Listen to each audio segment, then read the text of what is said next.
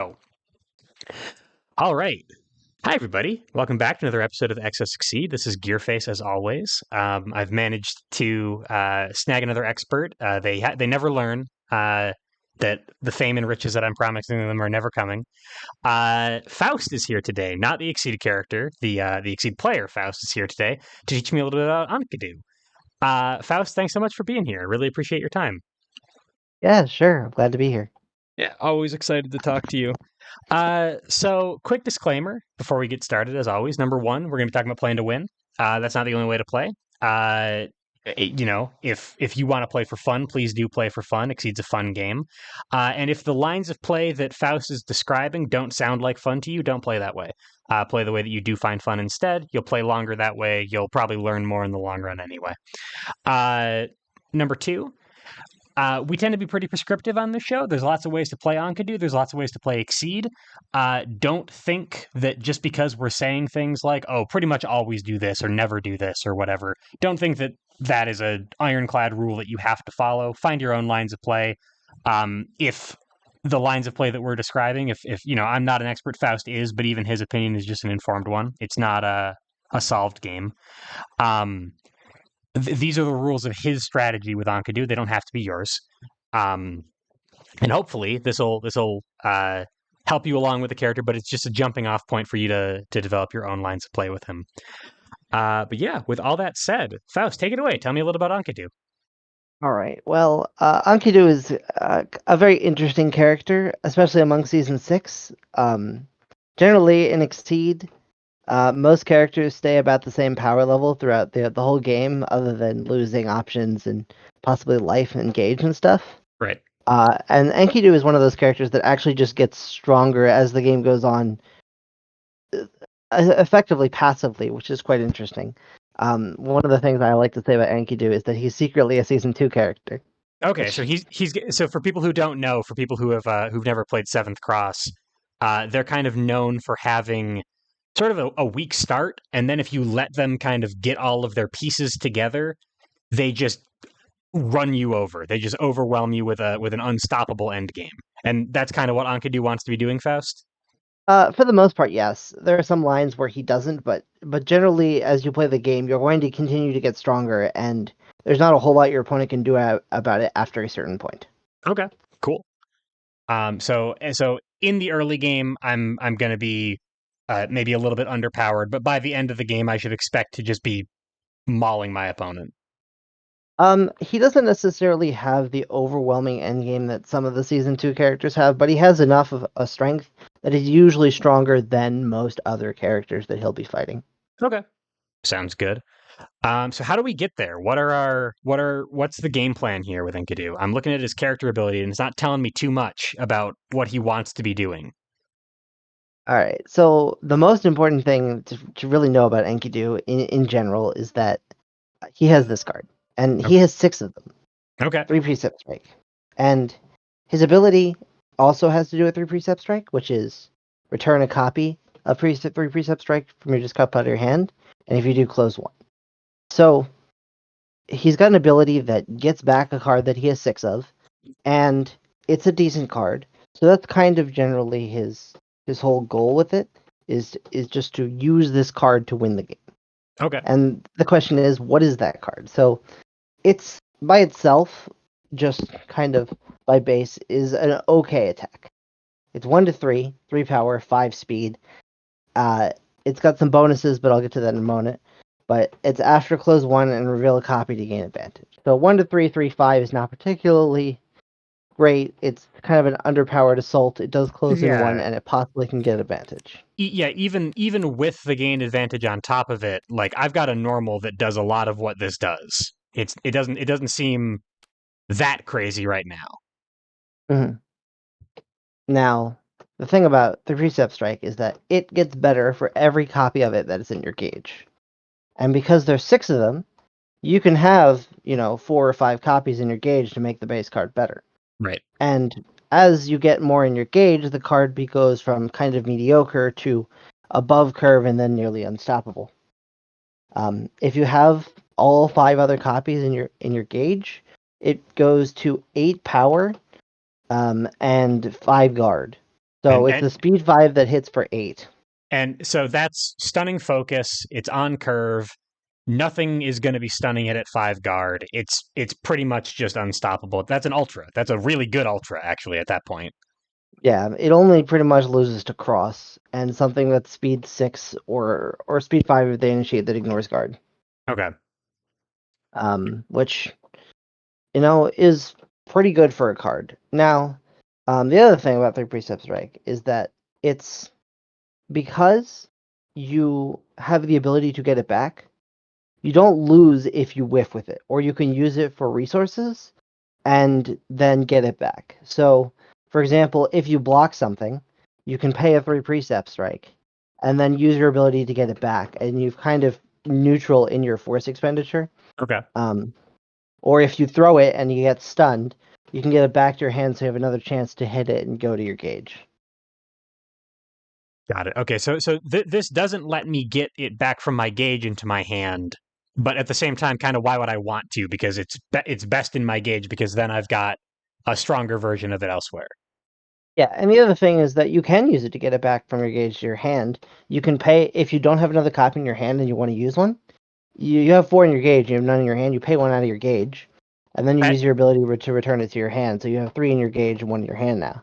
so on your turn, you say, okay, CC3, you discard a couple from hand and 1 3 Precept Strike from your gauge. Now they're all in your discard pile. Next turn, Yeah. action, get it back. Okay, so you've got like a delayed recursion.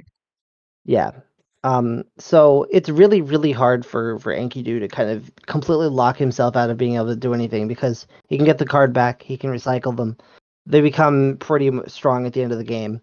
And that's generally what is going to happen. You're going to start out weaker using your other cards and just trying to hit 3 Precept Strikes, and then using your 3 Precept Strikes to either end the game or use his Exceed mode to finish the game in another way, which I suppose we should look at his Exceed mode now as we've looked at his front side. Sure. Okay. So, So yeah. seal one from your gauge for +2 power, +1 speed. Okay. So you can either use them to play themselves and have a very good attack, or you can get rid of them from your gauge to make all your other cards better. And so either way, you're going to be effectively using them to push your stats up to beat your opponent. Okay. And in either case, they're good in your gauge. So you want to keep Yes, hitting with them, whether you're going for your exceed mode or for TPS as its own payout. Uh, more TPS in your gauge is better for you. that's correct.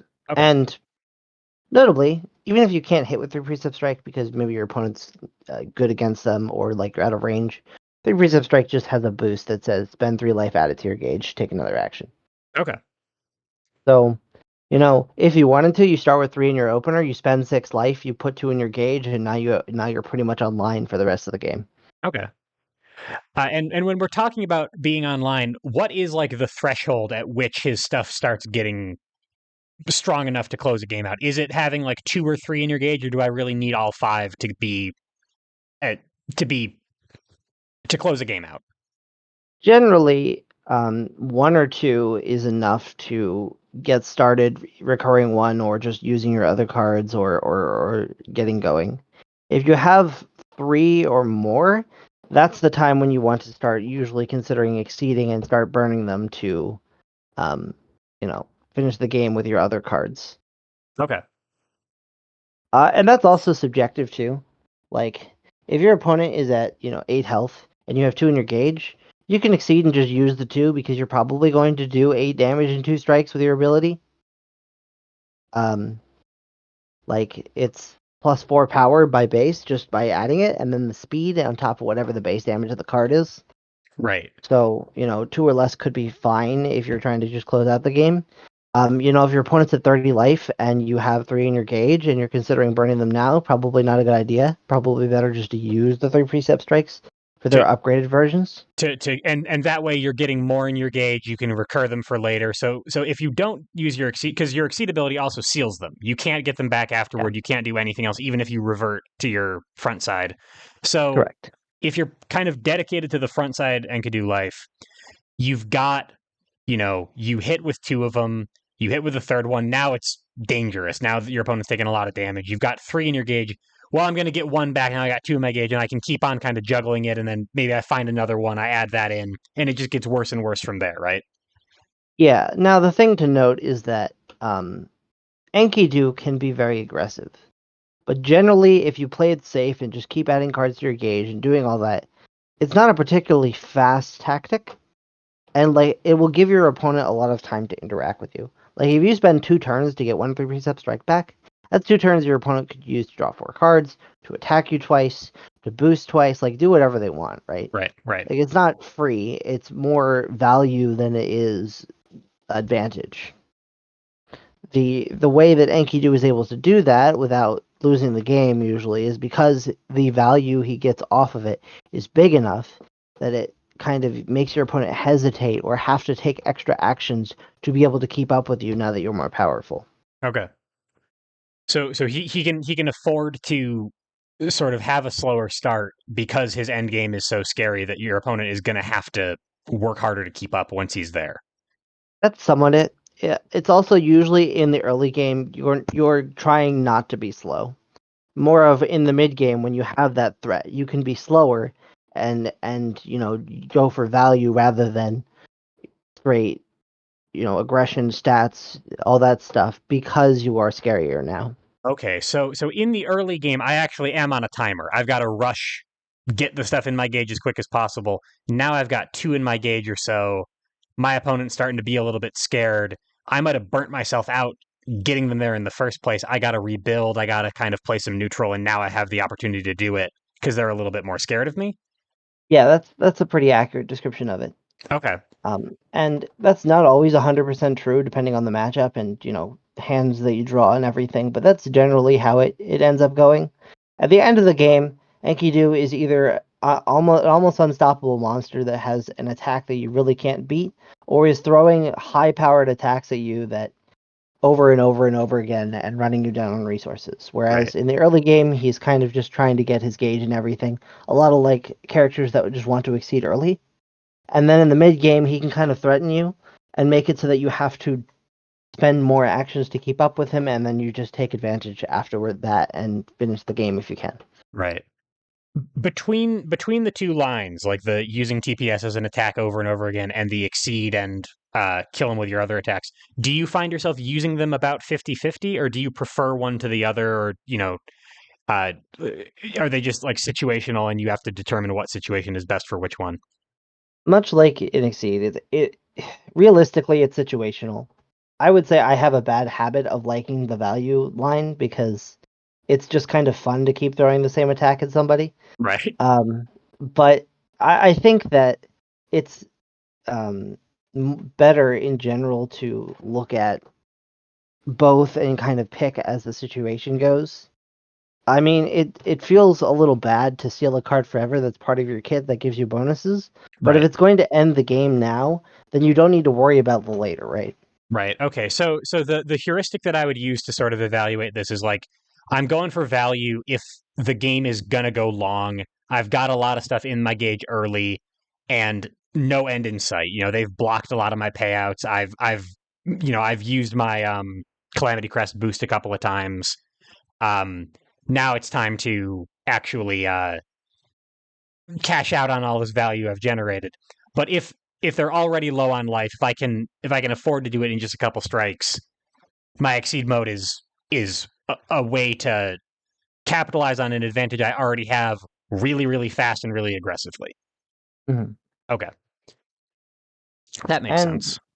the other thing is like if you exceed and you find that you don't want to use to see your 3 precept strike after because something happens during the game, you get clocked by an 8 power ultra and now you're on the back foot, or your opponent reshuffles and now they have all their options available and you don't have any safe plays.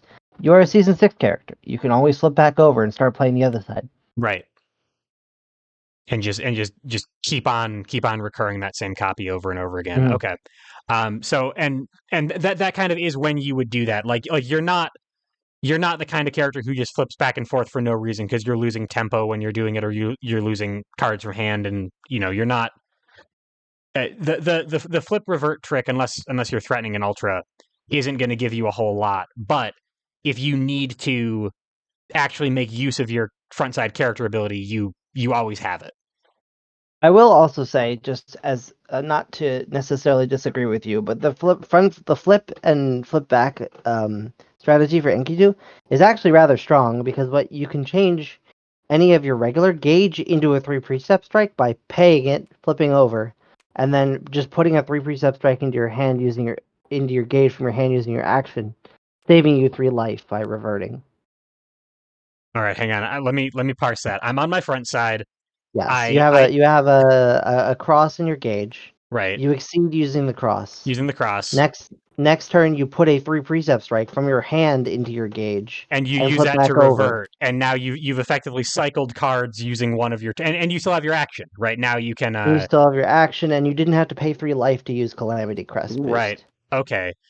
Because of that, is Calamity Crest not super commonly used, or is this something that I should be using occasionally if I really, really can't hit with anything? Generally, you're okay using 1 to 2 of them a game. The other thing is like it effectively is like boosting and striking, which is a very common theme in season 6. Right. Because you throw this into your gauge and you strike with another one, you effectively had +1 power, +1 guard, and strike with your precept strike, and it got you a gauge, and you're closer to everything else. All So right. it's good. Like you can boost 2 of them right out of the bat, and then do something else. Okay. And then Like by then, I've already got online. I might be good to go for the rest of the game. I don't need to do it again after that. yeah, Okay. What about the after effect on this? So I can reveal a copy of this from my hand to gain advantage. Other than them knowing it's in my hand, there's no downside to this. I'm not discarding it, right? I'm no, not doing anything like it. It's basically free advantage if I have another copy, and because I have 6, I likely will. yeah. I mean, it is almost icing on the cake. The thing to consider is that they probably are going to know you have more than 1 copy because you're pulling them back to your hand. Right. So if you have 2 in your hand, there's absolutely no downside at all to revealing the one they already know is there. Right, sure. Okay. Um, and like if you have 3 in your gauge and you play it, it's 6 power, and you hit them, and you gain advantage, and then you play another one, and now it's 7 power, and you hit them, and that's 6 and 7 power in a strike that they didn't get a turn for. Right. Yeah, I mean that's almost half their life in a couple strikes. That's crazy. Yeah, it's Okay. very good. Um, yeah. Is there ever any need to like EX these to hit a breakpoint? It seems like they hit breakpoints just fine on their own. EX in them is actually quite good because what normals beat this? So there's sweep, focus, grasp, cross, and technically assault if they're initiating into you, right? Right. So if you have 3 guard and you play this at 1, you beat grasp. So it can either have 3 guard itself, or you can EX it when you have 1 copy in your gauge and now you beat grasp. If they play cross against you, you can EX it on initiation and they don't beat you with cross anymore because now you're speed 6. Right. If they're playing sweeper focus, it's particularly hard to break focus because it's got 7 armor and guard. But if you have 5 copies and you play one that's 8 damage, that's very unlikely. It's probably more likely that you'll have 4 copies in your gauge and can EX it. But again, that's unlikely. Even if you don't have enough to break the focus, if you EX it, you're doing 1 more damage and have 1 more armor to trade, and then you Right. can just get the other copy back. Yeah, no, it's going to your discard pile. You don't really care about that. You'll take a turn to do that. Okay. hmm And then you have sweep, and 6 is again a 6 is actually a lot more breakable. If you have 3 in your gauge and you EX, you break it, or if you have 4 in your gauge and you play one, you break sweep. Okay. So effectively, if you have 3 in your gauge and you EX 3 Precept Strike, you beat pretty much every normal.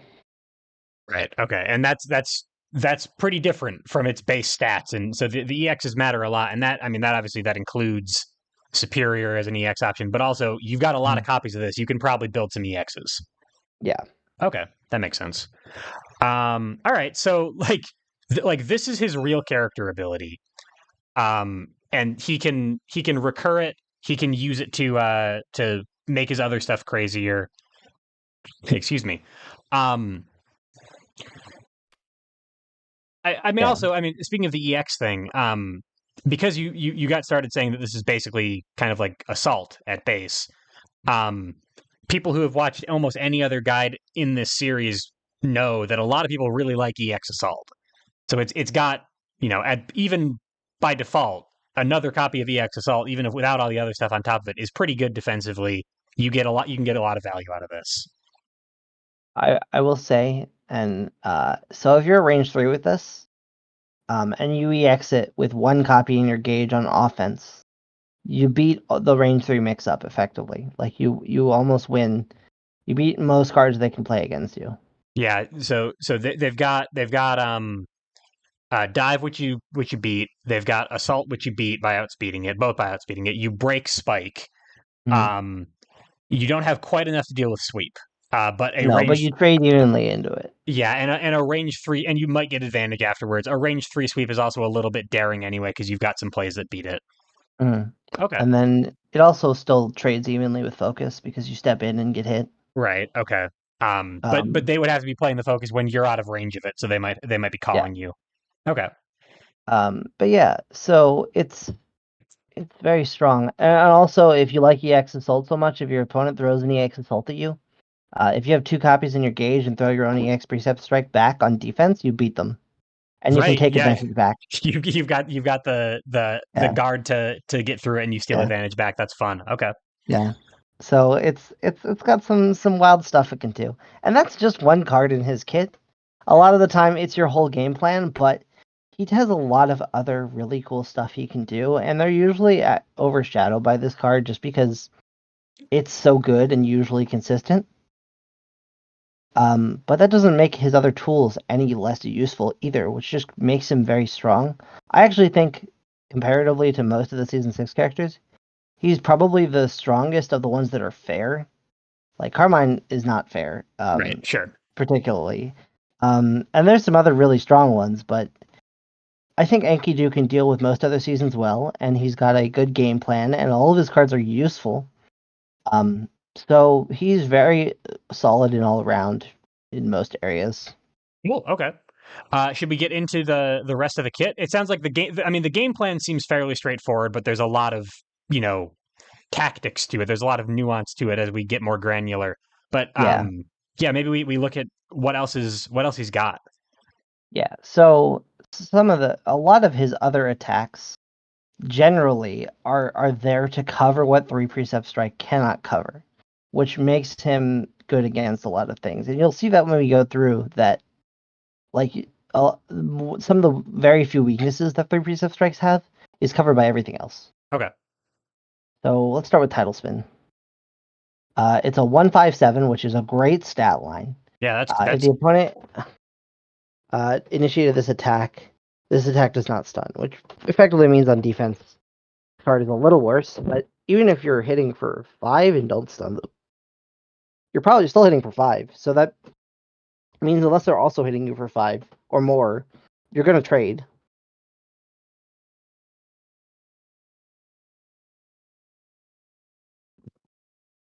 Oh, did I lose you there, Faust? I'm sorry. Yeah, you did. Sorry about that. Was that on my end or your end? I'm not really sure. I can hear you now. We can cut that Okay. out if we need to. Um, if you even if you trade with this, you're probably doing fine. Like 5 damage is 5 damage Yeah. is where So you are. like they play a sweep, you play this, you're down 1 damage, you lose a card. It's not the end of the world. Right. If they play some mid speed that does 4 damage or 5 damage, you're trading evenly. Right. And that's only if you defend with this card. So the fact that he has a stat 5 damage, 7 speed card means he can easily finish out games when the opponent is at 5 or less life. Oh, Because sure. it Yeah. doesn't say it can't. Yeah. It's not non-lethal damage. It doesn't matter if it can't stun, if it can kill. Yeah, exactly. Okay. And you add a speed and 2 power to this, and it's 8 speed and 7 power. Right. So it's quite a good card. And then it advances too, which I mean is alright. Like if you're at 1, it puts you at 2 again, which is probably one of his better ranges, I'd say. Um, and the other thing is, like, while it sucks to lose this card, you can just use this to duck under projectiles because the after is in advance and it's speed 7. Oh, sure, yeah. I No, mean, like you've got kind of like pseudo grappler movement. If they're zoning you out, and you're like, okay, cool, your projectile's not this fast. I'll get under your range band or something. yeah, your opponent throws is a Ryu and throws a Hadouken at range 4. You Right, can play this and duck into range 2 at speed 7, and now they whiff. right, sure, and you're fine with that trade. So in the late game, if I'm going with my Exceed line, this is one of the cards that I'm really looking for to close the game out, just because. Yeah, that's a lot of damage, and yeah, I don't care if it doesn't stun at that point, but it's useful all game. Yeah, and a lot of the time you'll end up at range 1 anyway because your 3 precept strike steps you in. Right, and So so and 3 so does your precept, character ability, right? Yeah. yeah. Okay. So it's generally just a good card.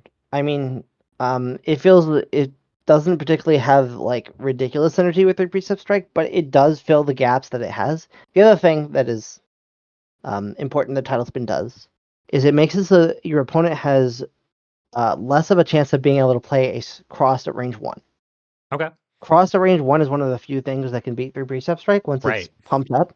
Right. So being able to play title spin on offense at range 1 makes it so your opponent cannot cross safely. So they have 2 grasps and 2 of these. Right. And once you've got a couple of these in your gauge, it doesn't matter nearly as much that you're under curve at range 1 because, well, what are they going to do?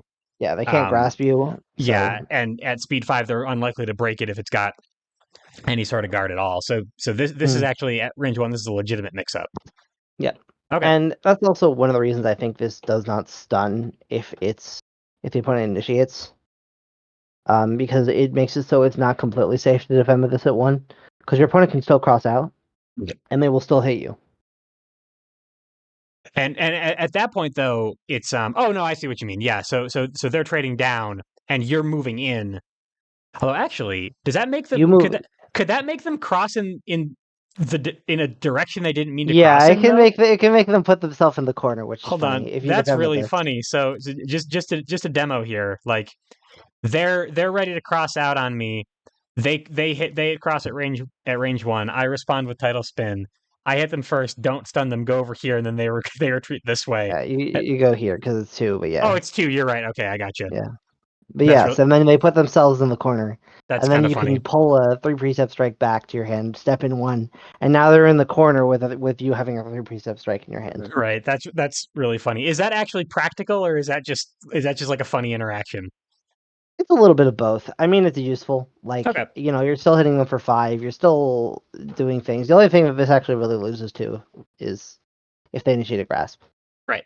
Sure. And the thing is if they initiate a grasp into you, and you have 3 precept strikes in your gauge, they're taking a big risk there because, Right. At that point, like, it's like they maybe they deserve to beat title spin at that point if they're willing to gamble with TPS. yeah. So yeah, it's a very nice, useful tool. It does cover some things 3 precept strike can't handle, and it makes cross, which is one of the main things that Enkidu has a problem with, not as useful. Right. Okay. Do we want to cover attacks and boosts at the same time, or should we just Yeah, keep moving through the attacks? let's go with the boost too Okay. because I mean, we don't have to keep looking at different cards. Yeah. Sure. Tell me about Um, tactical. So tactical is an okay boost. There's a few characters that have this boost. It's plus 1 speed, move, advance or retreat 1. So effectively, this is you get to move and you kind of still it's your turn going into your opponent's turn is the best way I think about this Oh, because because you'll sort of effectively win what would have been a speed tie otherwise. yeah. Okay. So it lets you move 1 and also still win the speed tie, which is useful. It's not fantastic, but it's good. Because you're still spending the card to move 1, which is effectively the advance or retreat 1. You're just saying, I'm going to win a speed tie if I pass it back to you. Right. Um, and Enkidu likes that a decent bit because generally he wants to be usually 1 space away from where he is to be at the best position. So being able to do that and pass it to an opponent is nice. Right. So if he's here and wants to be here, if he's here and wants to be here, he's like Yeah. those tend to be his range bands, is what you mean. hmm Okay, I gotcha. And this also stacks with an EX, so you can play this and then EX 3 precepts, and now it's speed 7. Right. Which and now you don't have to worry about that grasp, or rather that Cross. cross they were talking about. You were talking about earlier. Okay, so better when you have an EX. Most of the time, it sounds like you'd prefer to use the title spin. Yeah, I mean, it really just like both things kind of do effectively the same thing. They both help you beat a defensive option that usually gets out of the way, or like some other fast option. Okay. So they can both do the same thing. It really just depends on how you want to use it. Tidal Okay. Spin can really only be played at 1 for its attack, but its boost can be played at almost any range. Okay. So yeah, it's flexible, but title spin and we found it's like we found lots of ways to use title spin. Tactical, it's kind of like it's generally useful, but maybe not as like overwhelmingly good as title spin is in its best case. Mhm. Okay, I got you. Yeah. And then how All about right. chain kick? So Chain Kick is another card, 3 Precept Strike, where it gets better for every 3 Precept Strike, but it itself doesn't charge itself up. Okay, So like you can't hit a Chain Kick and the Chain Kick doesn't get better. You have to hit the 3 Precept Strike to get the Chain Kick better. right. And Okay, and I only have 2 of these, unlike yeah, with TPS. Okay, Chain Kick is effectively like a sweep. The only real difference is that this is going to have 3 speed instead of 2. okay, Um, like it hits 1 to 3. It does move him, and most of the time when you play this, it's going to have 6 guard and do 6 damage. right. At least, Yeah, yeah. Okay, it can do more. so when you have 1 or 2 in your gauge, which generally you probably can not, and it's not that hard. Mm. Um, this is effectively sweep, but it could be hitting for 9 sometimes. Mm. Okay, I suppose you could hit for 9. It's actually that's not as unlikely as you think because you could steal one to make it better. But yeah, the other thing is that if you have three Precept Strike in your gauge, which is funny because that's usually the break point is to have 3 of the card that has 3 in its names. right, sure. Uh, then it does 7, so you can defend with this at range 1 and you beat sweep. Oh, sure, yeah, because you're already outspeeding it, and now you're breaking it too. Okay, so three makes it solid defensively as well. Mhm. Okay, And once again, this card loses to cross, which is like his bane of existence. Well, to his strongest cards. Then most of his weaker cards actually beat cross, so it's very interesting that in that manner. But yeah, okay, and as you were saying earlier, like if this is my big scary threat, everything else is going to be interpreted based on how I can shore up the the weaknesses that this card has. So awesome, these are cool threats in their own right, but what they really should be doing is fixing things that TPS does, or yeah, the TPS fails to do. I guess I should say. mm, Okay, yeah. And chain like having an extra sweep in your kit is just nice too. right. Like I would love a kit that basically just had 4 sweeps. Like Yeah, if the kit just said sweep 2 and it had the same exact thing printed on it, I would take it. yeah. That's a. I mean, we talked about Plague Knight a while ago Yeah, together, and Giant Bomb is sweep again. yeah, Okay, and it's good. Yeah. Um, That's Chain Kick. Chain Kick also has a particularly useful boost for dealing with zoners because that is one of the few things that Enkidu usually doesn't have as many tools against. If somebody wants to run to the other side of the board and then throw projectiles at you, you have some answers, but not a whole lot of good ones. This boost kind of fixes that. You can spend a whole bunch of force. You can go all the way across the board. You spend 3 force, you move 6. Like that covers almost the whole board. You're back up in your opponent's face. It's good. You can actually spend your 3 Precept Strike as the force and then get them back with your sure. ability. Get him back. Yep. Yep. So I haven't boosted with Reckless Run a lot because it doesn't usually come up because he's usually on your face and stays on your face the whole game. But the few times that I have played it, it's been very useful. Okay. You get hit by a grasp at range 4 by new 13, get thrown to range 6, and now you're in danger. You play this, you get right back in. Right. So you'll pretty much know when you need this because if there's this much space between you and your opponent, you're like, all right, yeah, reckless run. Yeah. Got it. Okay. And like a bunch of characters have that. It's useful when it is. It's not useful when it's not. The two cards are actually the cards are pretty balanced because Chain Kick is useful 1 to 3, and Yep. Reckless Run is useful usually 4 or greater. Yeah, makes sense. Okay. Cool. How about Gale Edge? So Gale Edge is a speed trap, as some people refer to it, where it is if your opponent is too fast, they lose for the most part. And kind of my opinion is that speed traps are generally negative for the game, especially Mhm. ones like this. As there's some play patterns that they both encourage, and also you have to play around that are hard. But they are very strong in general too. This one is a 2 to 3, 6 power, 2 speed that says attacks with speed 5 or greater do not hit you, and after advance 2. Right. Um, if this card it was like 1 to 2 or just 1, it would probably be a lot stronger. But as it is now, it's very, very good. So here's the thing to think about this card. 3 Precept Strike itself is 5 speed.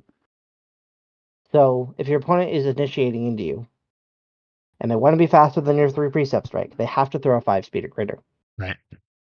Which means this card will not get hit by any of that. Right. And if your opponent is throwing something slower than 5 speed, they risk getting hit by a 3 Precept Strike, and that could be, disastrous. Right.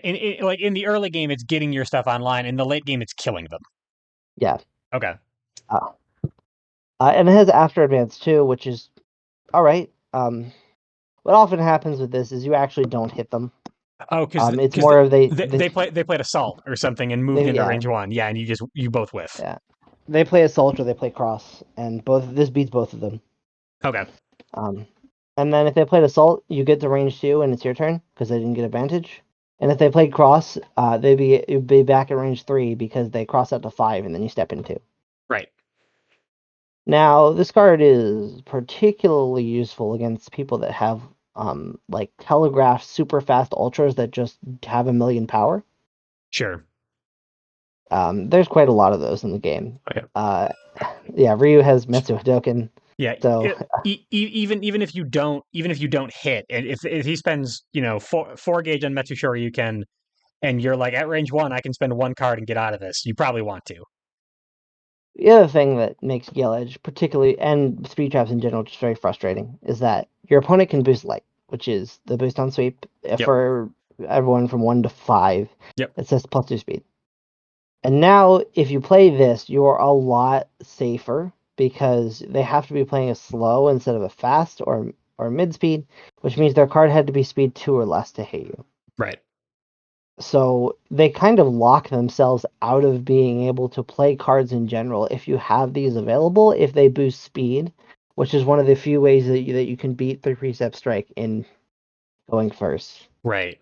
And one of the, if we're talking about light, one of the slow cards that they could have played was Sweep, which they just used to boost light. Exactly. Okay, gotcha. Yeah, that is kind of frustrating. Okay, but from Enkidu's perspective, he's feeling pretty good about this. This card is great. Yeah, he's got a really, really dangerous diffusal option for Big Scary Ultra. He's got and 6 damage is not a small amount of damage, even if that's the other thing is like if let's say you play this at 2 and your opponent defends with Sweep, you're trading evenly with them, and you avoided getting hit by Assault or Cross. Yep.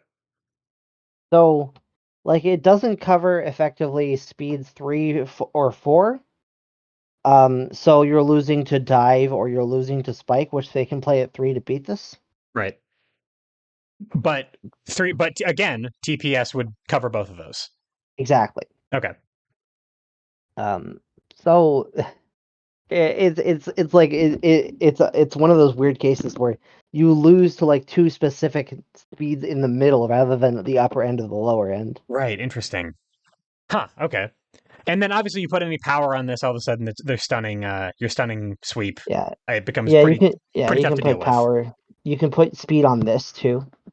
And now it lowers that window of what actually beats it.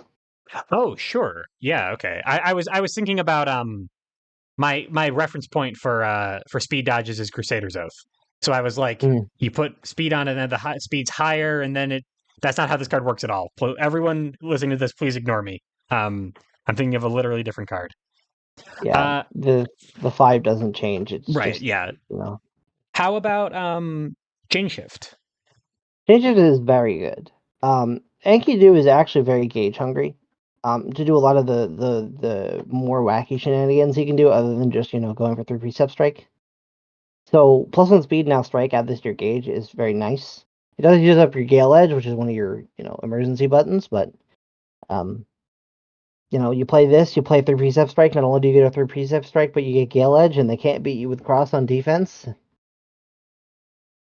So Yeah, you're going to hit them. They might hit you back with like Sweep or something, or Focus or whatever, but you're going to hit them. right. And you might be getting more out of hitting them. I mean, in the early game, you're getting more out of hitting them because you're getting gauge and all that stuff. In the late game, they probably don't want to be playing that sweep anyway because you might be breaking it. Yeah, and the other thing that this can do is like it pushes certain normals over breakpoints. You can Yep, play this and then EX the spike, or you can play this and then play a dive at 3. yep. And now you're on or above curve. And now you're and they cross out. Oh no, that's one fewer cross for TPS later. Exactly. Gotcha.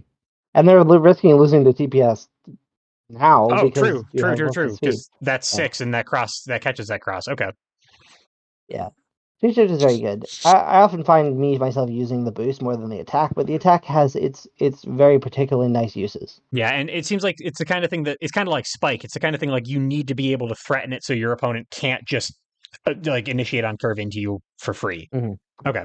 Or use Yeah, Metsu Shoryuken or something like that. You want to have one yeah, somewhere. Okay. And yeah. then how about Thunderstomp? So Thunderstomp is another thing like Yellow Edge for it's a very specific use case card that covers some of the things that he doesn't like.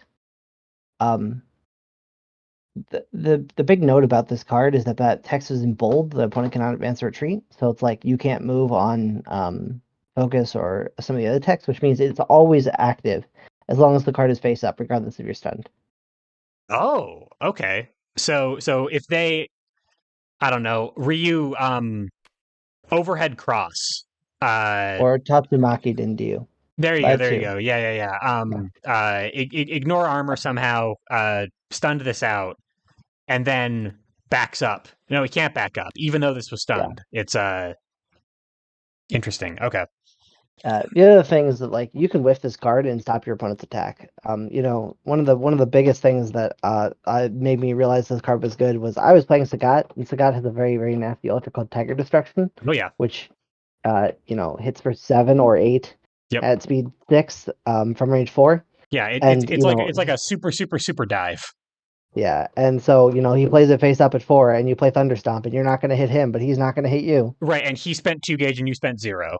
Yeah, so Right. if you know your opponent is going to move into you because that's the only way they hit you from range, like if they're a character with a bunch of dives, Right. like Ragna or Bison or something, you can just play this and stop them from getting in. Right. Okay. And then in close up, it would stop a cross. It would stop a Tatsu. So you're right. Kind of like Gale Edge. There's a lot of times you're using this where you're not necessarily trying to hit, but if you do hit, I mean, Gale Edge deals a ton of damage. This one can prevent some bad situations, like if you're playing it within Yeah. range, it prevents a cross and stuff like that. Now, the only real like big negative that Thunderstomp has is that it's got 5 total armor and guard and it's speed 1, Right. Yeah. So it's a little which means unsafe. You want your it to have opponent like plays a sweep. yeah. Yeah. And you just lose like really badly. You lose 5 life, you lose a card, you don't get a gauge. The attack didn't stop something that was bad against you. So playing it at range 1 is harder. You can avoid that by boosting with one of your +1 speeds and then playing it, but that's also alright. You can also use your ability to ditch out the Precept Strike and make this speed 2 and make it power 6. So at least you're trading into the sweep. But even then, I mean, now you're sealing something and using your ability, and like this is a big resource expenditure on your part in order to just Yeah, trade. You don't want that. yeah, But also sweeps are kind of a hard yeah, card to beat. If they're yeah. calling out the sweep, it means they're not afraid of the TPS anyway, so maybe they Mhm. deserve that.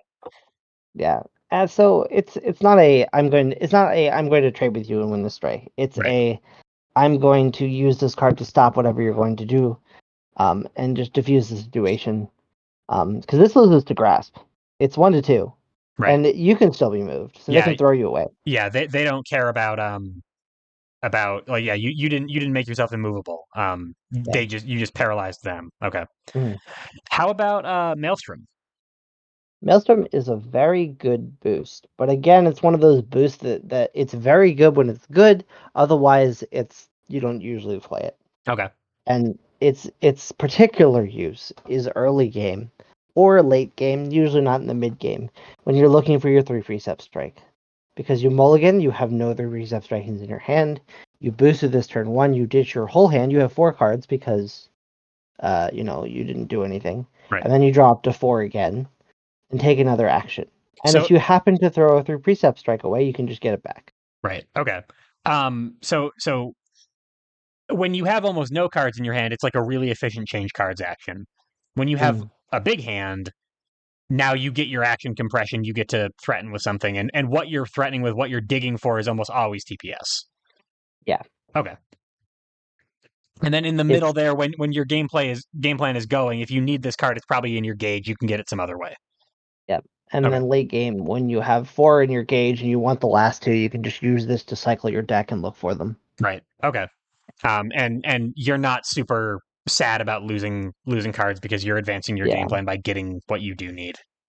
Like, the only card you're really sad about losing is 3 Precept Strike, and you have a built-in way to get it back. So even if you do lose one, it's not like it's the end of the world. Sure. Every Okay. other card is not necessary to your game plan. So, it's effectively changing cards and taking another action, which is very nice. Yeah, that's really strong. That's I mean, that's Guile's Exceed mode. Like Yeah. you've got some good stuff there. Okay. So that's the specials. Before we talk about the ultras in particular, we've talked a little bit about gauge generation and gauge expenditure. You mentioned that Enkidu is gauge hungry for some weird shenanigans that he can do. Um, I know that season 6 characters tend to build gauge quite well. They have lots of gauge generation tools. When I'm thinking about like my budget as Enkidu over the course of the game, um, am I the kind of character who is going to exceed and then burn through my gauge and then still have some left over in order to play my other stuff? Or am I like really, really on a shoestring budget and like I should be treating any one of these as like my one payout option? Um, Generally, Enkidu is pretty stretched for gauge. Like, it's funny. You'll have 6 gauge and still feel like you need more gauge Oh, because because a lot of it is TPS. yeah, Right. like if you're familiar with season 2 characters, think of this as a transform. This goes in your transform area and stays there. Like, it doesn't come out Right. You don't want unless to you you like, don't you really don't want to spend this. yeah. Okay. Like, you can if you need to, and sometimes you do need to, but a lot of the time you don't want to spend them because they're your power.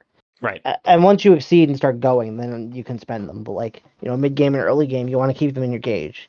So you hit with 3 Precept Strike, put them in your gauge, and you don't have any gauge to use because you effectively just have 3 Precept Strikes in your gauge. Right. And that's useful, but not for changing cards, not for moving, not for Uh, paying an ultra. Like you still have a decision to make at that point.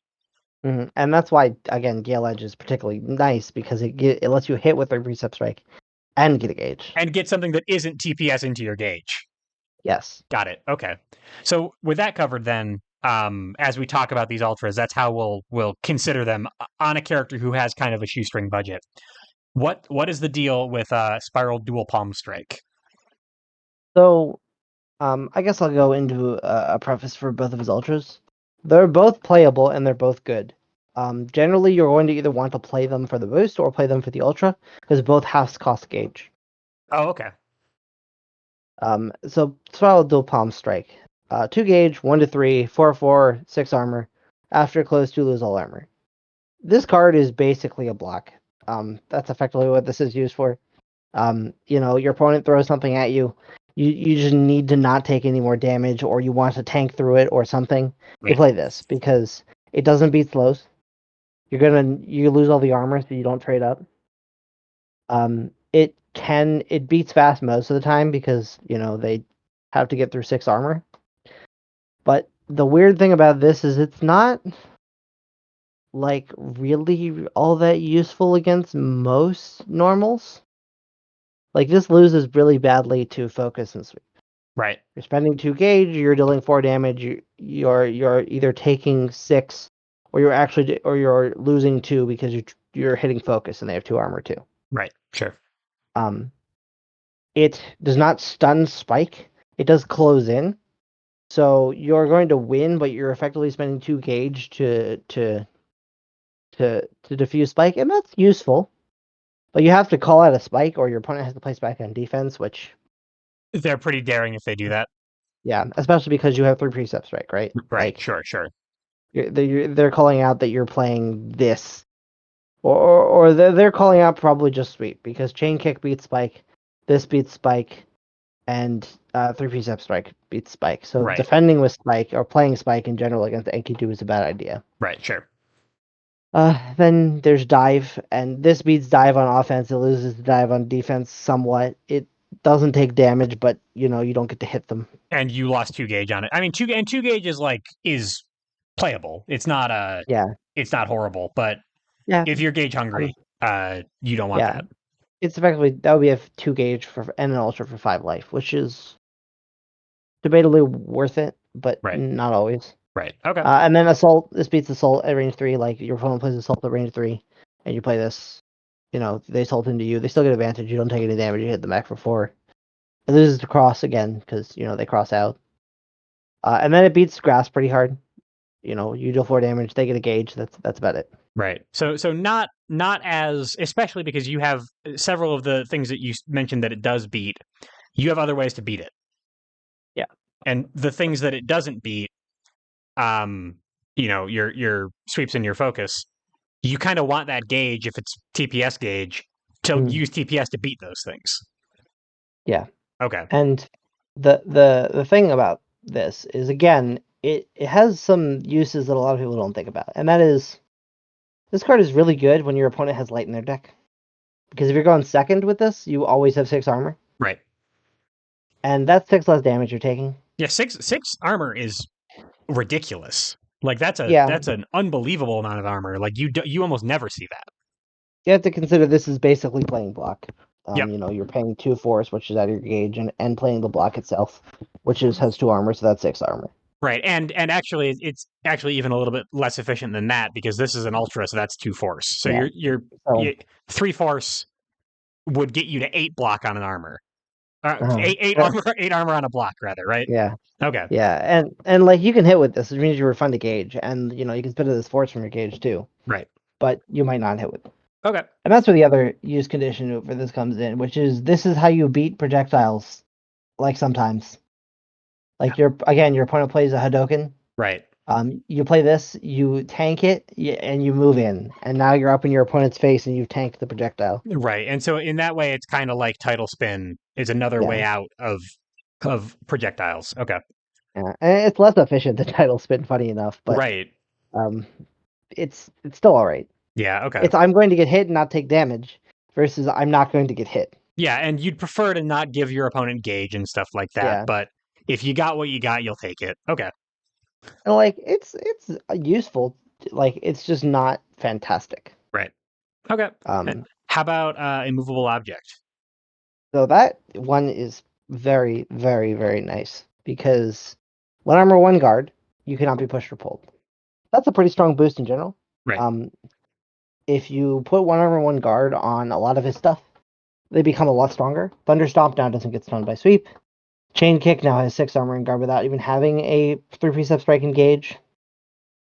You can boost this and then just throw an EX3 Precept Strike, and now it's got 4 armor and guard, which is enough to tank through assault or grasp. Okay. So yeah, even if you've got like if you're low on your game plan, this is a way to kind of shore it up. Yeah. The other thing is now Thunderstomp beats grass because they can't throw you out of the way. Tidal Spin also now beats grass because they can't throw you out of the way.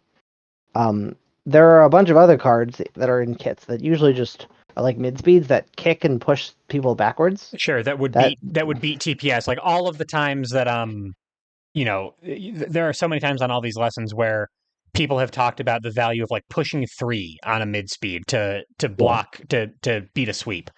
I mean, sometimes TPS is kind of sweep like, and not being able to be pushed or pulled for those characters would turn off one whole like avenue of counterplay for them. Yeah. So and also on top of that, you get 1 armor. Like that's not nothing. You take 1 less damage from everything. Right. Okay. But also there's an after effect on this that I can't help but notice. Yeah, and this is why he's gauge hungry, because if you can keep this in play and just keep throwing things at your opponent, it's very nice. And you can use this to trade in the mid game to get to the point where you're unstoppable Right. by just spending your not 3 Precept Strike gauge, and not taking as much damage and having better threats and just being overall easier to beat your opponent when you're going into them. Right. But he's spending gauge. Also note it's an after, it's not a cleanup, so if you get stunned, you can't do this. Okay. And also because because it's not at cleanup timing, the card that you played isn't engaged yet. So don't go Yeah. thinking, I've got immovable object boosted. I play Thunderstomp. It was I got no gauge. Mhm. And then I say, awesome, Thunderstomp hits. Great. It goes to my gauge. I can use it to sustain immovable object. That's not how it works. Because Does by the I forget? time this sustain happens, it's not in your gauge yet. I actually forget. Does the card does your boost and the attack go away before you do cleanup timing on attacks and boosts? I Uh, think cleanup timing happens before they go away. Otherwise, cleanup on boost wouldn't happen. I think cleanup. My understanding is that cleanup is just the period where all the cards go to their respective zones. So Yeah, I know cleanup has a like a checklist of things that happen in order. I right. believe you do cleanup effects that are like written cleanup first, then you clear away cards, and then the strike finishes. Oh, okay. Just because otherwise, if you did them like simultaneously, you could end up clearing away your boost that has cleanup on it before the cleanup That effect has a cleanup happens. effect on it. That's right. Okay. Yeah. For what I'm talking about though, um, cleanup is definitely happening after Yes. the Yes. after Yes. trigger is. So Yeah. this would not go to gauge, so you wouldn't be able to Yeah. sustain it. Okay. Um, Yes. so and also because this is a specifically seal a TPS from gauge. I cannot say that for some reason. I can't say 3 Precept Strike. So Yeah. TPS, it's tough. And with how often we're Uh. saying it, it's giving me trouble. But Yep. this is specifically seal a TPS from gauge. You're probably going to just prefer to be using non TPS to sustain this. So they don't like if this is a gauge outlet and this is a gauge outlet, they're kind of a little bit more separated than it might look, right? Hmm. Okay. And like you can spend 3 Precept Strike to for this. One of the things you can do at the end of the game is you have 4 or 5 in your gauge and you have this in play. You spend one of your 3 Precept Strikes out of your gauge to pay to sustain this, and then you use your action to return it to your hand, and you don't have to spend an action changing cards to get a 3 Precept Strike out of your gauge. Oh, because it's a passive gauge sync. It's a gauge outlet. Yeah. Okay, interesting. Um, So you can just keep recycling one copy once there are 4 or 5 in your gauge by boosting with one of these and just paying it. right. How often do you find yourself just sustaining this for several turns in a row? Is it kind of an as needed thing, or is this actually like a legitimate like end game play here?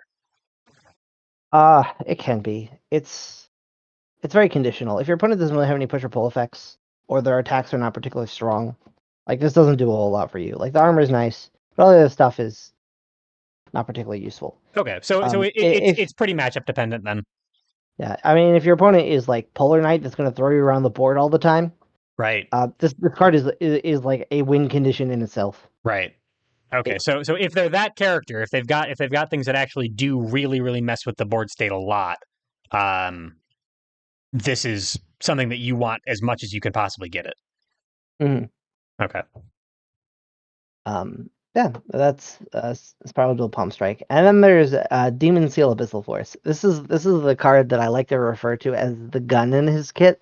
Okay. It's the card that if it like it basically just ends the game and kills your opponent, even if it doesn't kill them if you hit with this. Okay. Like it's the big dumb ultra that hits for a very very high amount of damage that you have to set up and load the whole game, Right. and then you can just fire it, and if you hit it, you basically win. So it's not a gun like a handgun. It's a gun like a really old timey rifle that takes like a Yeah, yeah, musket. It takes yeah. it It's a takes musket or it, like a revolver or yeah. something. You have to load it all It up. takes forever. You've got to get the powder and stuff. Yeah. Okay. Um. So it's 6 gauge, but that's a lie. It's not actually 6 gauge. It's usually like 3. And sometimes this card is just free. Again, it's not free like immediately. You still have to do some work. Right. Because it has one of those, bold text that says its cost is reduced by 1 for each copy of 3 Precept Strike in your gauge. And I will note, I could be incorrect about this, but as I was told when I first played Enkidu by, I forget who told me this, you lock in the cost of the card and then you pay. So Right. if you have 3 Precept Strikes in your gauge, you can lock its cost in at 3 and then pay the 3 Precept Strikes out of your gauge to pay for this card. Okay, and that doesn't mean then that now the cost is 6 because there Yeah. are no more TPSs in your gauge. You Yeah. are okay. So first cost happens, then you pay it, and the cost has stayed the same the entire time. It doesn't change mid step. Yeah. Okay.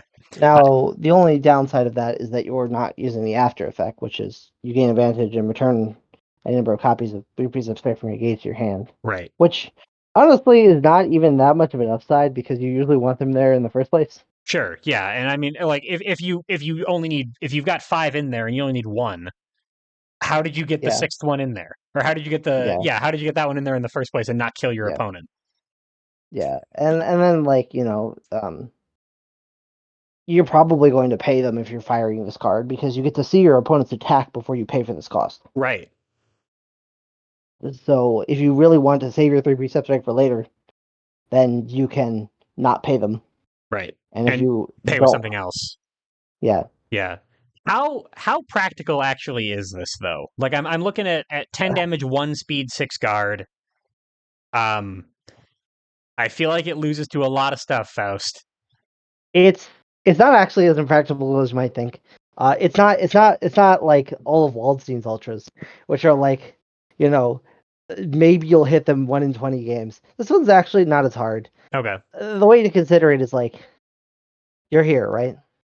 Right. Like, or I guess here, like your opponent crossed out of you, and got into the corner. You play this. What normal beats that? Yeah. They block it basically is all they got, and now Yeah, they're taking they're blocking through 10. That's gonna kill their resources. yeah. They're blocking through 10, and you have advantage. Right. Okay. Yeah. So like that's the situation. Also, if you're just at 5 in general, even if they're not in the corner, it's pretty safe. They have to cross out. Right. Which again, like, they're gonna probably burn their crosses to dodge your 3 Precept Strike early. If they burn all their crosses and you're at range 5, unless they have another card that steps them back or a card that moves them in 4, Right. which do exist, you're gonna hit them with this. Okay. Is it? But it sounds like you play it opportunistically. It's not something that you are trying to set up all game. So it's not like a musket that you're loading all game. It's like if someone drives up and hands you a musket. Awesome. Yeah. Then you can use the musket to shoot your opponent. Otherwise, maybe spend time punching them instead. Yeah, that's pretty accurate. I mean, this Okay. card is fun. It's not bad in any capacity.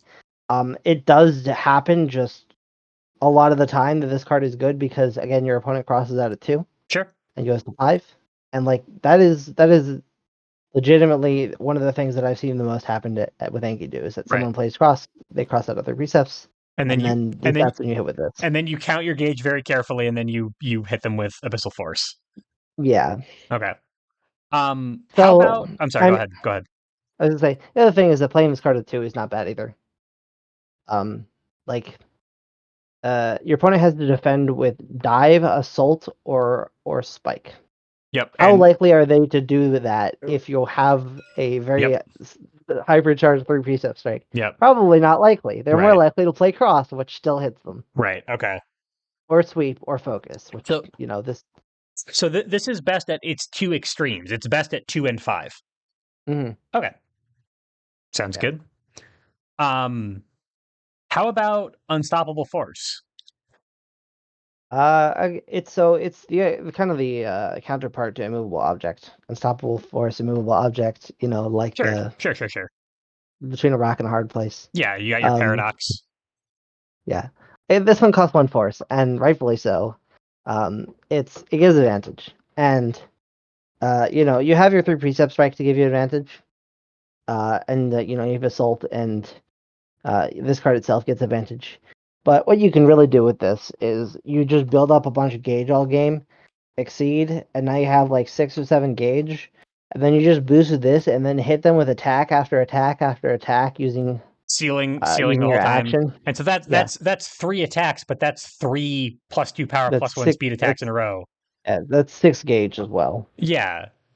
That's I mean basically what you just described is like the Arakune exceed mode that you taught me in that lesson. Like Yeah, three turns of +2 power +1 speed can be enough to close a game out if you can do it. absolutely. And again, this combo is mostly used on not through Precept Strike. Right. Your Precept Strike is strong and very good on its own, and this like covers the rest of your deck to make them a threat as well. Right. Okay. That makes sense. Um and I guess this is worth asking about too. Now that we've kind of covered the kit, a couple questions about like economy. Sometimes ultras are just too force. How am I how is my ability to draw through my deck? How much do I need to draw through my deck to get what I need? Like, am I reliant on spending any of these cards to change cards frequently, or am I generally pretty good to just like cycle through it at a normal rate?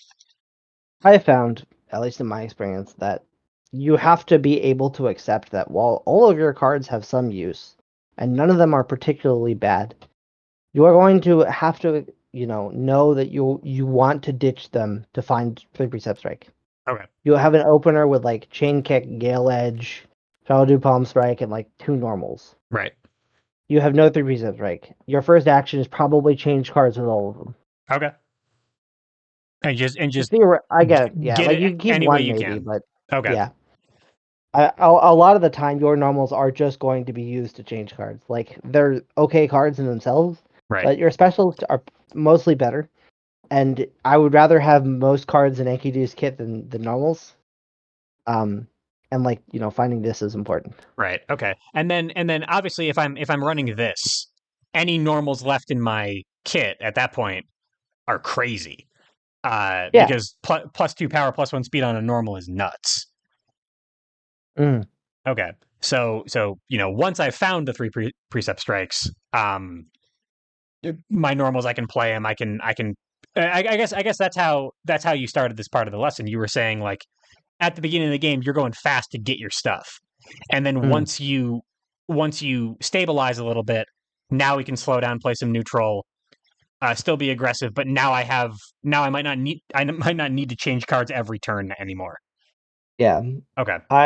I think there has been at least 3 games where I literally just spent the first 2 turns of the game changing cards to look for 3 Precept Strike. Okay. Because yeah, it can happen. I mean, it's a lot of your deck, but it's not your whole deck.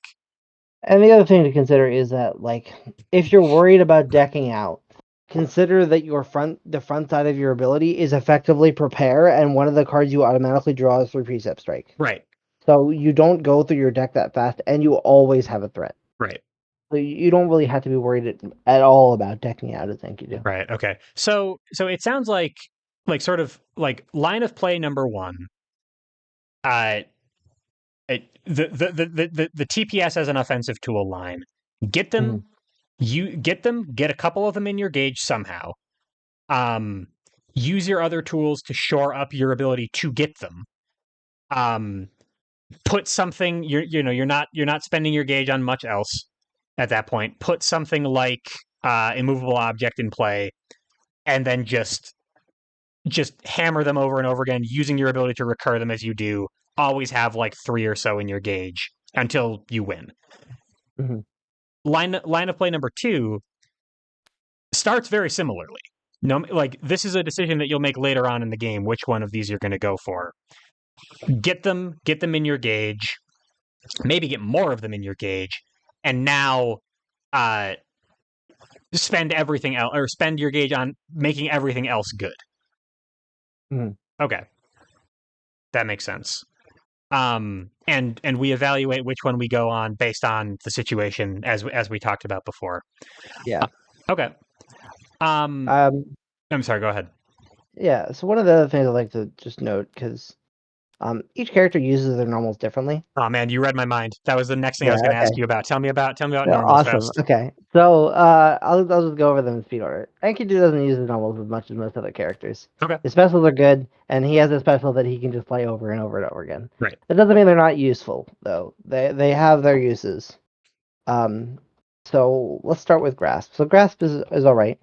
Really, you're most of the time not gonna play this card, except for maybe on defense to try and call out a cross, or to just call out a cross in general, so they can't cross out of your third precept strike. Right. Otherwise, Grasp is all right. It can put them at 3 to set up through precept strike, but like it's not an all star. The boost is actually used more often. A lot of the times, people will cross out or try and avoid you by sitting at range 4 or whatever. You can get to range 1 or wherever you want to be. And then if your opponent doesn't strike into you while you threaten them with other precept strike, you get to draw cards, which Right. means more three precept strike. Right. Okay. I find cross honestly to be one of the least useful. Yeah, it does not Funny sound enough. like you want to be you are not a zoner. If you cross out, you are Yeah. going pretty position negative on yourself. Yeah, you almost never want to play this as an attack as Enkidu. Right. There are very few situations that I would play this, and uh, they're effectively because you're going to avoid taking more damage than you'd be able to do, or you wild swing it. That's usually the only times you play the system attack. Right. Right. The boost is somewhat useful, but you have to also consider Superior doesn't stack with another EX. So if And you already have a 3 precept strike, you can't EX play this and then EX it. right. And most of what you're going to be EXing just by the just by probability. You got a lot of copies of TPS. Yeah. Okay, so they will come up if you're going to use it. You're probably going to use it on something else. Yeah, it's useful on Thunderstomp and it's useful on Thunderstomp, Chain Kick, and Gale Edge for certain situations, but it's usually not great because you're also taking a turn off to effectively add stats when you could be doing a bunch of other things to get your game plan going. Right. This is not going to really help with your game plan unless for some reason this helps you hit a 3 precept strike. Whereas, changing cards or setting up something else or getting in position will help you get to that 3 precept strike section. Right. Makes sense. Um, Assault. So Assault's funny. Assault is probably better than 3 precept strikes at the start of the game. Afterwards, it's outclassed by 3 precept strikes Yep. because what it does.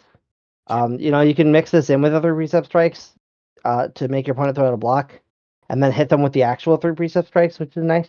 Right. But generally, you should just yeah. It's like this is your range. This is your fast range 3 threat that doesn't use up one of your important game plan pieces, but also your important game plan pieces don't get used up when you use them. It's not like you're trying to preserve your TPS. Yeah. Okay. And then the other thing is like, it's nice because it gives advantage. Right. And you can use it to get a gauge and then do something.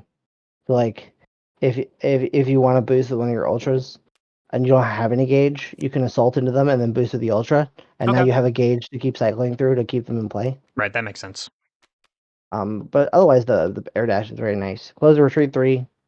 He can get he gets into 1 or he gets out of range 7 or usually you don't retreat because you don't want to be past range 3. Right. But yeah. Yeah. You have generally no reason to. Dive. It's this is probably second best normal for Enkidu. Okay. So if he's on the flip side, adding a speed and 2 power means that you can break sweep with this at range 4, Yep. and at range 3 it's on curve and dives over them. Yeah. And then you can also add +1 speed and strike and get a gauge at range 3 with this to again dive over your opponent and get a gauge. Right. Okay. Yeah. So you have setup. You have ways, and some of it can be instant. Yeah, Actually, both these both are of them are instant. Yeah. instant. Yeah. Yeah. Yeah. Okay. So you are you can make dive very threatening at range 3. Yep. Okay. And it's not a 3 precept strike, which means that you can spend it on something else. True. Right. Yeah. And you like gauge is at a premium, but non-TPS gauge even more so. Yeah. Okay. And then the boost is reading. So reading is very nice on Enkidu, because you have your gun here, True. and telling your opponent to play a grasp at range 3 and then hitting them with this is game ending. Yeah, and possibly like friendship ending. You have to be careful. That's that. You know, I do think I might have to be more careful about that now. It seems like this card in general might either make you friends or lose you friends. So yeah, just Yeah. be careful and go back to that disclaimer we said at the beginning about Exceed being fun. Make sure you're having fun when you're playing Exceed, guys. All right, so reading is reading. Like I feel like you could fill a book on reading strategy. Yeah. But you do have a really, really obvious big scary threat to read with, or to hit to confirm off of reading. So that fact, meaning that at a higher level, your opponent has to be very careful when in the mid game about when they reshuffle, because if they reshuffle by drawing out and basically reveal their hand, Right. now they're at threat of being killed by this effectively. Right. So, or just if you somehow see their hand in another way, which I actually don't think. Yeah, I don't think he's got any other way to do has that. Another way because he doesn't have parry. Yeah. I guess you could be playing against like Bison that says reveal your hand, get gauge or something. Right. And now you're like, you shouldn't have done that. This is why. Take 10 damage. But yeah, so reading is good. You can also do other things with it. Like if you can read something, and then just throw a very high power through Precept Strike. And again, a lot of his cards just beat things. Like you can read, Assault or Dive at 3, or even like Cross, to just get out of their hand so they can't use it against you. Oh, sure, I see. Yeah, and you're not necessarily saving this dive for anything else except to set up with. So it's not a overwhelming cost to get rid of the one thing that'll stop your TPS later. Yeah. Okay. Spike. I'm just gonna say now, 3 Precept Strike is effectively a spike. Right. Like at some point, like spike ignores armor and guard, but if you're hitting for 8 damage, you might as well say you ignore armor and guard. Right. Yeah. If they're blocking, you're sad, but you have more TPSs than they have blocks. Yeah. Okay. Effectively, you have infinite TPSs if you want them to. Right. So, yeah, and they do not have infinite blocks unless they're like treasure knight or somebody. Yeah. So spike is not particularly useful as an attack. I mean, you can call out their block if you want. Right. Or like something like that, or a sweep early in the game when they're trying to sweep after you when you play a 3 Precept Strike, which can be very useful. Get 5 damage, get a gauge. Right. But after mid game, spike itself for the attack is not useful. The boost, however, is very, very nice. If you're at range 3 with 3 Precept Strike, that's probably the best place to play it. And this lets you close to retreat 1 and strike. So right. you can do it from 4 or 2. Yeah. So you just get to wherever your TPS will hit, and then will be perfect to hit, and then you hit it. Yeah. Okay. And not only that, but it draws you a card after you do it. So you're cycling a card, looking for another for the Precept Strike, and then you can't set the card you draw, but you cycle the spike out of your hand, you move, you get the strike, you get a new card. It's another TPS. You use it to gain advantage because you didn't have a second one in your hand. There's lots of ways that one card could benefit you. Yeah, exactly. Yeah, you have there's a bunch in your deck. You have one in your hand. You draw one off the spike after you set your card, and now it's in your hand before you get the thing. Right. Gotcha. Okay. Yeah. Sweep is sweep. Yep. Sweep is always good. I mean, 3 Precept Strike turns into a better sweep eventually, but sweep is always sweep. And Chained Kick is also kind of a sweep sometimes, but you just got done saying if you could have 4 sweeps in your deck, you would. Well, here they are. There's you have them. And sweep is good, but a 3 speed, a power sweep, which Chain Kick can be on its own, but like with Enkidu's ability, that's what sweep becomes, right? Is phenomenal. Right. Just Defense is also probably the least useful boost in Season 6, in my opinion. Yeah. It's got very few actual things it's good for. With Enkidu, it's a little better. You can use it on Thunderstomp to not get hit, cannot get blown out by a sweep. Right. You can use it on a 3 Precept Strike that has 1 engage, and now it's got a total of 4 armor and guard. So you tank through grasp and assault. Or and most like DPs, most above curve Yeah. stuff too. Yep. Okay. You can use it with you can use it with uh I guess you can use it with chain kick if you think your opponent's gonna come into you. You can also use it on Demon Abyssal Force because you are speed 1 if your opponent is like throwing a projectile or something at you. Yeah, that's true. But I feel like Abyssal Force is not generally going to lose by getting stunned though. You've already got guard. yeah, actually, the most common way that I've seen this card lose is someone has a range to ignore guard, which Oh, this sure. stops with its armor. Yeah, that's true. Yeah, the armor could actually, if it deals 0 damage, it doesn't matter if it ignores guard. Yeah. Okay, that makes sense. But yeah, like But you don't really it's sweet. you don't really need uh to explain why sweep is useful, and you kind of do need to explain why just defense is useful, and that probably says Mm, something, right? yeah. Yeah, Also, like the funny thing is, I think Enkidu is really the only person who I am fine changing guards to sweep. yeah, that's true. Like, You might have better ones, yeah, like chain kick and 3 Precept Strike are better than sweep after about the mid game. right? And So I'd rather have these two than this, which is yeah, saying something. that's saying a lot. Yeah, normally sweep is like a gold standard for a card. All right, how about focus? Focus is very, very useful. This is probably the most useful normal in Enkidu's kit, Okay. and not because of the attack. It's because of Veil Off. Okay. You can boost the Veil Off and put in your gauge, and then next turn put a 3 Precept Strike in your gauge and flip back over, and you effectively generated a 3 Precept Strike gauge and a regular gauge Right. in 2 actions without taking any damage. Right. Okay. Um, and focus again, like Sweep, is just an okay card. It's got armor and guard and draws you a card, and it's pretty safe.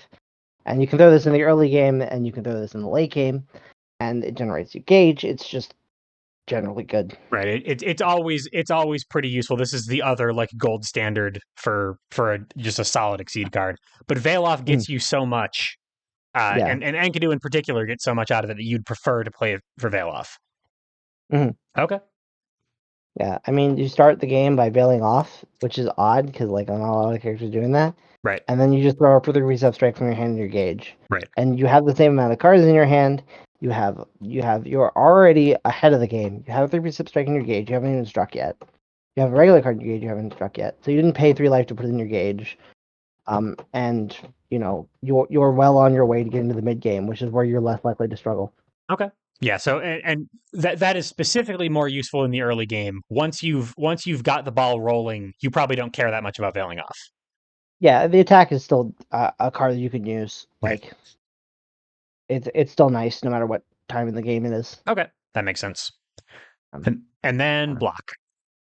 yeah, block is also useful. I mean, just being able to block something is good. It's very useful in the early game when you need gauge.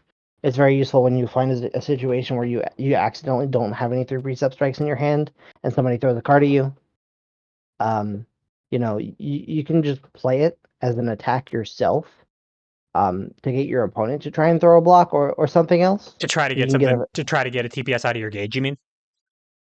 you can do that. You can also just get a gauge, and also a lot of the time, like I'm at 3, right? I have a 3 Precept Strike in my hand, Right. and I have three Precept Strikes in my gauge.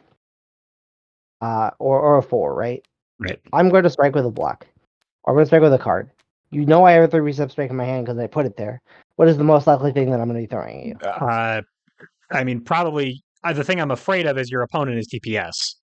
Yeah, so a lot of the time, the people will either play cross or they will play block. Yep. And if they play block, you get rid of their block and you get a gauge. Right.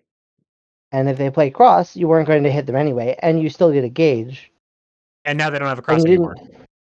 Yeah, exactly. Right. So you can strike offensively with block once you're scary to kind of bait people into doing things.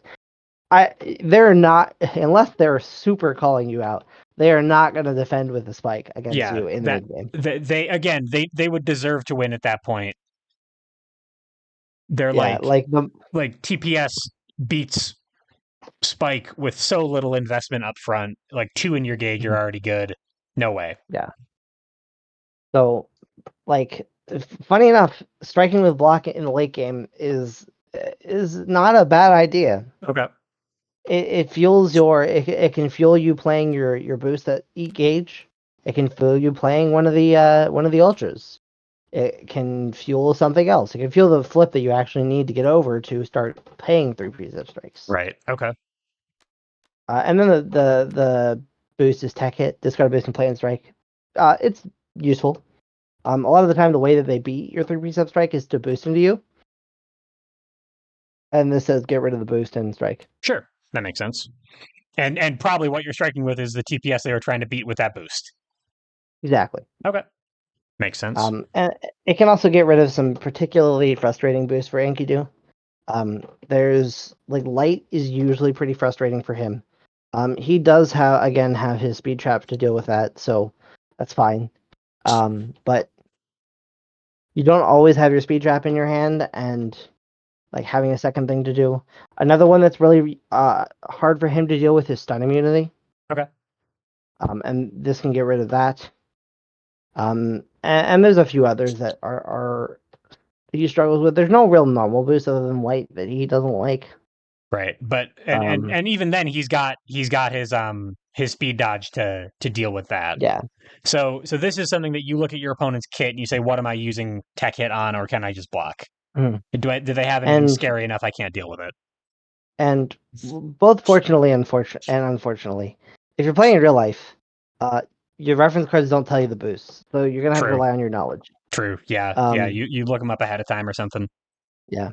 And then if you're playing on TTS, you can just look at the reference because we usually put them in the corner, or like can look at the card pretty easily. Right. Right. Yeah. Also, funny enough, tech hit. I have a very I don't actually like tech hit a lot in general, because it forces you to strike. Right. Like, let's say you're at range 4 and you play tech hit. Well, if you want to get rid of your opponent's boost, you have to strike into them at range 4. Like, you can't just tech it and path. Right. Being able to get rid of a boost and strike is mostly better, but not always better. Yeah, it's there is a downside to it if you don't want to be striking, and sometimes you don't. Yeah, and now with the introduction of Season 7 and cancels, right, it's even less likely that your opponent is going to have a boost in play that you want to tech, because they usually play it and then cancel it, and they're not going to leave it on the field for you to tech in the first place. Yeah. Okay, that makes sense. All right. Also, yeah. So that's normals. And a lot of the strategy for Enkidu we kind of went over as we went over that. Right. I suppose I don't really have too much else that I wanted to go over. I would happily ask if you have any questions though. Oh, sure. Yeah. And I mean, this has been great so far. And I think I'm definitely getting it. So it sounds like, and like tons of great information in there. It sounds like the 1,000-foot view of the game plan, the macro view of the game plan. Get gauge, get TPSs in your gauge, pick a payout, and that payout has to change based on what the situation is. But it's either this, or maybe one of these sometimes. And then use the rest of your kit to set up your preferred payout, right? And that could involve changing cards. It could involve boosting. It could involve shoring up the defenses of, or rather, shoring up the weaknesses of TPS with your other cards or something, or using your other cards for that payout. When we're talking about his economy, he obviously can't afford to do all of these. And like, I know we did talk a little bit about like how you choose which one you're going for. So the one I'm mostly wondering about is like when do you decide, you know what, this is the game where I'm going to immovable object for 2 turns in a row versus my exceed ability or something like that.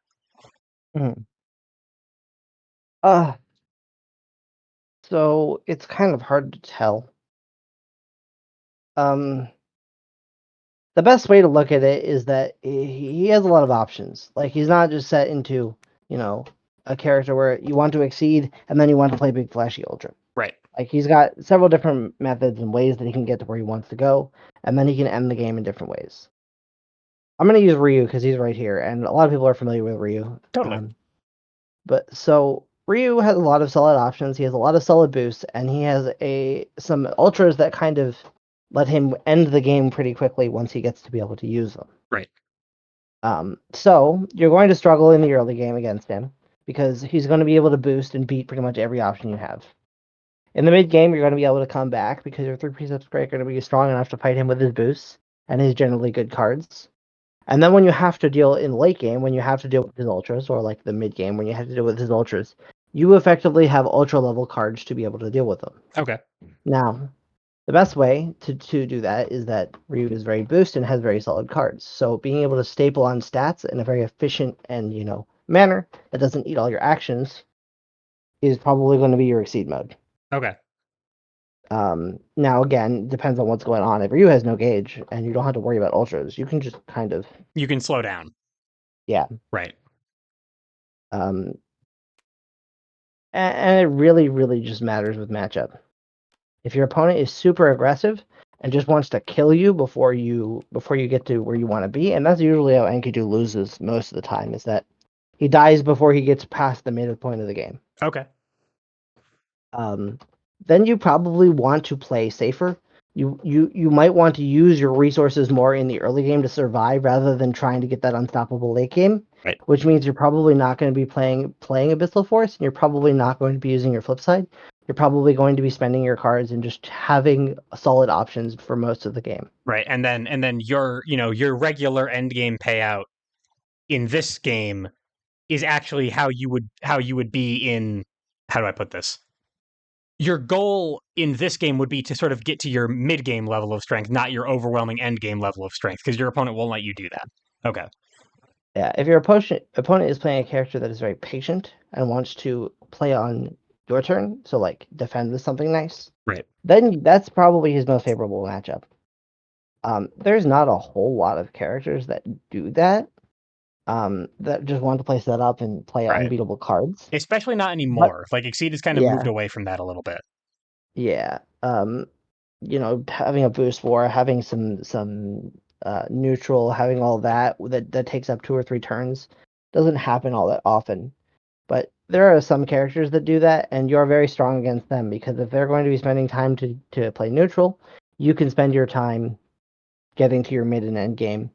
And funny enough, your way to get there also kind of plays neutral. Like you still move, you still get resources, you still threaten things. Right. It's not like they're just actions that are not doing anything. Right. They're not just charging you up. You're also playing the game of Exceed while you do it. Okay, that makes sense. Cool. So I guess my last question then, you've already alluded to it a little bit. How do you beat him? So this is what he's doing. What is his opponent trying to do to stop all this nonsense? Well, the best way to beat Enkidu is to kill him before he gets to where he wants to be. And a lot of the time, you just play aggressive. There are many, many characters that can do that. Season 7 is particularly good at doing that. Right. There's characters that draw cards or just want to throw cards at you, or wild swingers, or have patterns that draw them cards, or they don't mind throwing like subpar options to just keep up the pressure. And they can beat Enkidu as long as they're able to do that consistently. Right. And it's not 100% guaranteed. The Enkidu player has ways out, but I mean, if you throw 4 attacks at Enkidu and during that time he only has access to 2, 3 Precept Strikes, he's got to rely on the rest of his kit, and they're not all that useful against everything. Like, right, and a lot of his cards beat specific options, but not a lot of options. If you don't have your one big super button, now you have something that calls out a specific thing, something that calls out a specific thing, something that calls out a specific thing, and now you're playing mix-ups, and you can lose those mix-ups. Yeah. Okay. All right, so you aggress into him really consistently. You advantage chain him. You do a lot of damage before he can blow you up in return. And once he's in that end game state, you may have already lost. It sounds like it's not necessarily a loss, but generally what happens is when Enkidu gets to the end game, you want to be ahead on life by a significant margin. If you're at 25 and Enkidu's at 10, you probably can still win the game. it's just going to be hard because the game is about even then. Like Enkidu doesn't have a lot of hit points to trade back into you, Right. but you don't have to beat him every time. You only have to beat him 2 or 3 times. Right. But that might And still it's be tough because he's yeah. he's so strong now. hmm Okay. And that also is one of the things just for people playing against Enkidu. And you're not alone. Enkidu is somewhat frustrating to play against. Much like a lot of Season 2, where they feel like they're unstoppable and you didn't do anything wrong. And you lost because you feel like, the character is too strong. It's not exactly that he's too strong. It's just that you are actually at a disadvantage at a certain point in the game where most other characters in Exceed flip back and forth between advantage and disadvantage depending on the board state. Right. He just kind of is building and building and building and building and building, and other characters have spikes of power. Yeah. Okay. And it's like you might find the same frustration when you play against characters again for Season 2. Or more commonly known is Beheaded. Beheaded also feels a lot like Enkidu in some of his playstyle and game plans where he wants to get where he wants to be, he wants to adapt, and he wants to, figure things out and just put pressure on the opponent so that they're at a disadvantage for the rest of the game. Right. That makes sense. Okay. Yeah. I alluded at the start that Enkidu is secretly a Season 2 character, and he has almost the exact same game plan and playstyle that Season 2 characters have. I imagine that a lot of the older folks, not necessarily like age, but like people that have been playing Season for a while, are familiar with Season 2. Sure. But for those who are not, um, they effectively have cards that get put into play and stay there that give passive effects, Right. and that's what Precept Strike is. And so both Enkidu's and their game plan is spend a lot of the game changing cards and being safe and putting them into play, and then kill your opponent while you're ahead now. Right. So and that's why earlier you referred to like a TPS in your gauge is kind of like a transform, like it stays Yeah. there. Okay. Yeah. That makes sense. Yeah. Which also kind of leads into another aspect of if you like Enkidu, you'll probably like most of Season 2. Right. Um, not all of them are quite as explosive as Enkidu. Some of them are a little bit more explosive than Enkidu, but they kind of have the same enjoyment level. I really like Season 2. I really like Enkidu. Yep. There's some commonality there. And I mean, we Yeah. were just talking about counterplay. The way that you beat a lot of Season 2 characters is to run them over before they can get their stuff online. Yeah, you run them over, you make it so that they can't get their cards. Right. One of the less common ways that you beat Enkidu and Season 2 characters is to deny him his resources. Right. You can be the opposite of aggressive. You can just be completely passive and defensive, because if he can't actually hit you with the 3 Precept Strike, he's going to have to boost it. Right. Or use his ability to put them or use his flip ability to put them in. Right. And that is a lot of time and a lot of effort. Right. And now he's playing passively too to match your passive play, and that means you're controlling the pace of the game. Yeah, exactly. Yeah. Okay. So either of those could work. I've seen the aggressive one work far more as if you mess up while playing passively and let him start to get some of his resources, it's really hard to slow him down after that. Right. But also, I mean, in the meta that we're currently in, I'm looking over at the legal characters. There's not like Blaze Blue, Guilty Gear, Undernight. There's not a whole lot of passive characters in there. And even going back to Season 4, like you got some rushdown people still this early in Exceed. So you might have trouble playing. Like passive playstyles could work, but only if your character's kit supports it. Mm-hmm. Okay. Most likely, the characters that would be able to do the passive playstyle in the currently legal stuff, I would say, are King Knight, Shovel Shield, Platinum, 9, and I don't have enough experience with Season 7 yet. I mean, if the dev team did their job, passive is probably not in most of these folks' vocabulary.